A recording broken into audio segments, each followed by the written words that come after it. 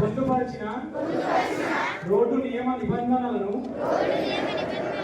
పాటిస్తానని ఇతరులకు తెలియజేస్తానని తోటి రోడ్డు వినియోగదారులను గౌరవిస్తానని రోడ్డు ప్రమాదములు జరగకుండా నా కర్తవ్యాలను శ్రద్ధతో అంతఃకరణ శుద్ధితో నిర్వహిస్తానని రోడ్డుపై ప్రయాణించినప్పుడు ట్రాఫిక్ నియమాలను ఉల్లంఘన కానీ ప్రేరేపించడం కానీ లేకుండా ప్రజలందరూ మన రోడ్లపై సురక్షితంగా ప్రయాణం చేయడానికి సహకరిస్తానని దైవ సాక్షిగా ప్రమాణం చేస్తున్నాను.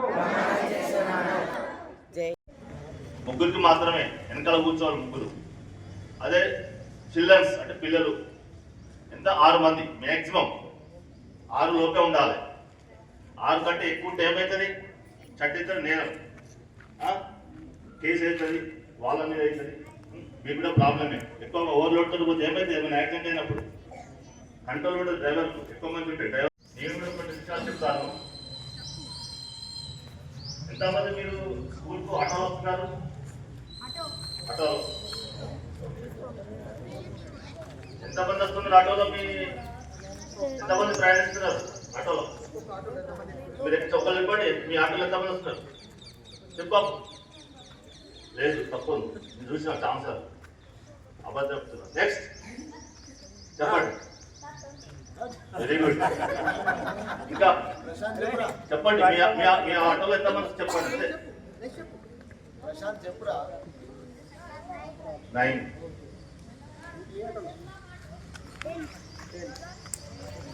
సరే, ఓకే. ఎంతమంది చదువుతా ఆటోలో ఎంతమంది ప్రయాణం చేయొచ్చు? పెద్దలు అయితే ఎంతమంది, చిన్నపిల్లలు? కానీ కంట్రోల్ చేశారు.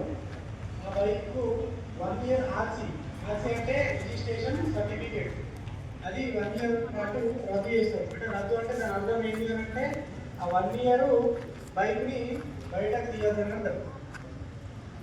ఇవన్నీ కాన్సిక్వెన్సెస్ ఉంటాయి.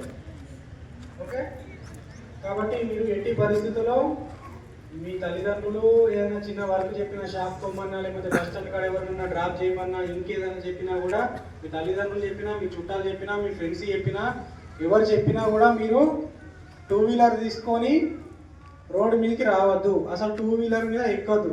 మీరు డ్రైవింగ్ చేసి అసలే వెహికల్ని బయటకు తీయద్దు. ఇది చట్టపరంగా. ఓకే, సోషల్గా జనరల్గా మీకు ఏమేమి ప్రాబ్లమ్స్ అయితే